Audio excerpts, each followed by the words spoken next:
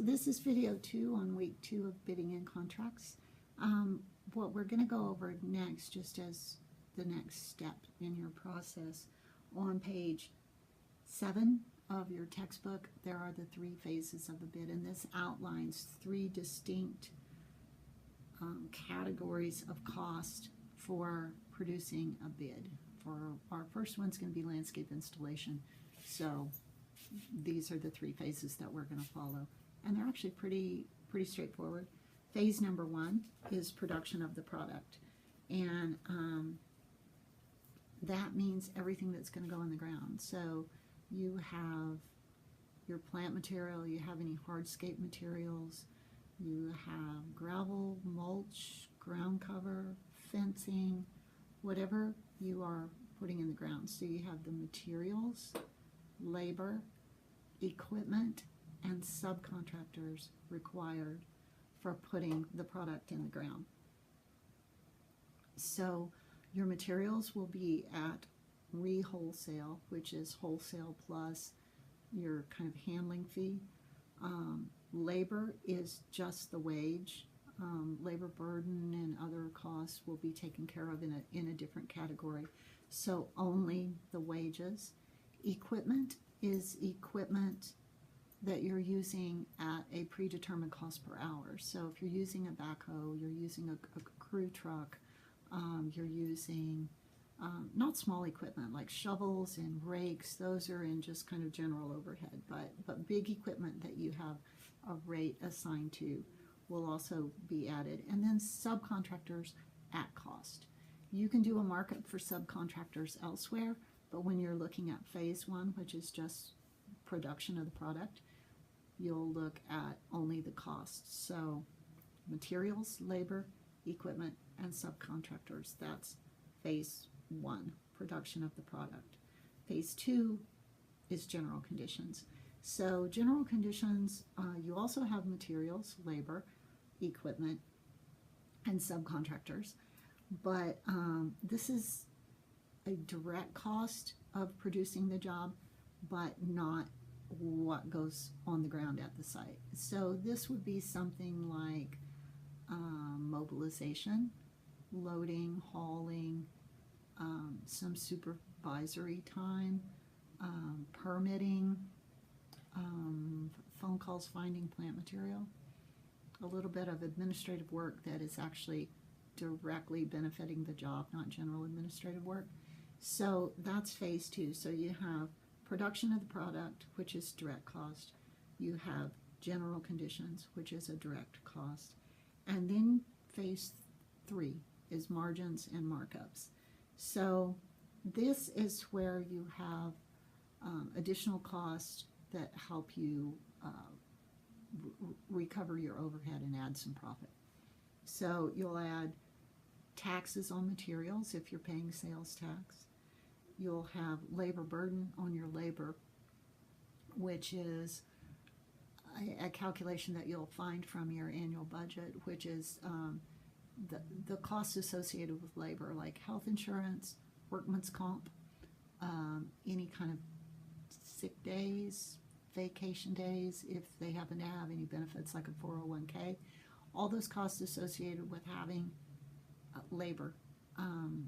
You'll figure as a percentage. So say it cost you an extra 25% above and beyond your wage, you would add that. So if your total wages being paid were $100, you would add a 25% markup, which is not a margin, it's a markup. So a markup is actually a percentage of some sort of subtotal, and margins deal with total.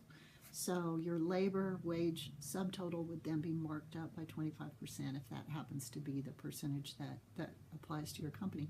So you'd add another $25 to that wage subtotal for labor burden. So you have taxes, labor burden, general and administrative overhead recovery. This is the hardest concept on in any bidding process, and different bidding processes deal with it differently. So you may have a small company that says, okay, I can cover everything by taking my material costs times 3. That's a pretty common multiplier, and that may work. They may cover all their costs that way. They may have adequate money to finish the job, to pay everybody, to pay their overhead, and have some profit. But it's all lumped together. So you really have no idea of knowing what's covering administrative overhead, or what part's profit, kind of what that percentage is, unless you, at the end of the year, have all those costs identified, and then you can figure it out. So say if you're looking for a 15 to 20% margin of profit, you really don't know what it is until after you kind of finish the year and maybe calculate your costs for that year. And some people, I think, never do that. As long as they have enough money to keep rolling, they go ahead. But if you really had to adjust your bid to be with market conditions, to maybe be a little bit more competitive, those costs need to be allocated instead of just sort of a shotgun approach of, okay, I'm going to take my materials times 3. That gets me enough money to keep going, and that's just what I'm going to do. So general and administrative overhead recovery has several different ways. We're going to look at 6 different methods for bidding, and each one has a separate way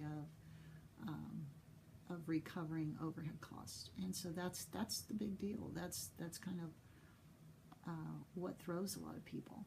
So the reason we're putting together our annual budget for our firm, that your kind of imaginary firm that you're going to be working with, you need an annual budget so you can see how to calculate general and administrative overhead, and then apply that to whichever method you want to use to recover it. So you, like I said, okay, tax, labor, general and administrative overhead recovery.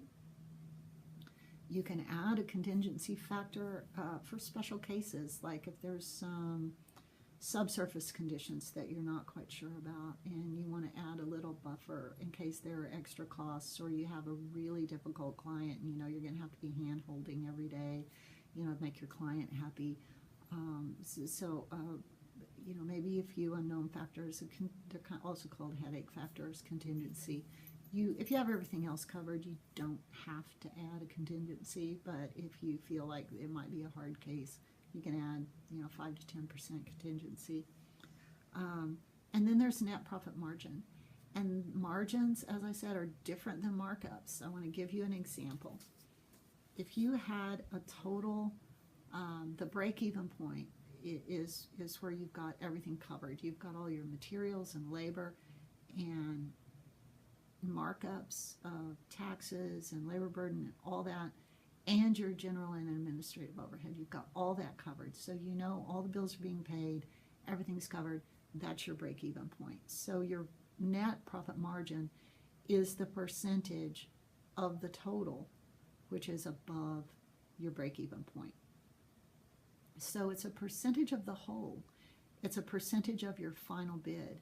Your break-even point is a subtotal. So what you need to find is the total. So you can't say you want to make 15% profit. The 15% needs to be 15% of the final bid number, not of the subtotal. So if you say your $5,000 is your break-even point, if you take $5,000 times 0.15, so that's 15% as a markup, your total bid's going to be $5,750.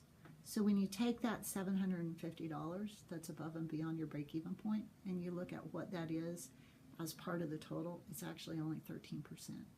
So you've made 13% profit, not 15%. So how do you get a margin? What you do is you kind of admit that you don't know the total yet, right? So you have to say, I want my subtotal to be a certain percentage of the total. So how you do that is you take your subtotal and you divide it by the percentage that it will be of the total, which is 1 minus your net profit margin. So 5,000 divided by 1 minus 0.15. So that would be for 15%.